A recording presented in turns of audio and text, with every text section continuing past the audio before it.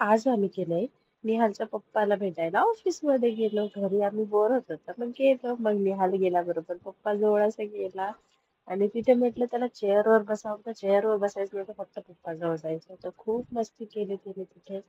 तिथे आजोबा वगैरे पण होते, त्यांच्यासोबत खेळत होता. पप्पांजवळ मस्ती मस्ती मस्ती केली खूप. आणि मस्त तिथे चॉकलेट चॉकलेट वगैरे खायचा. खायला भेटलं. आता बघा तो कसा चॉकलेट बोलतो. खायचं. चॉकलेट खायचं का निहाल? चॉकलेट खायचं का तुला? ते बघ मी काय म्हणतोय, हे बघा चॉकलेट खायचं का?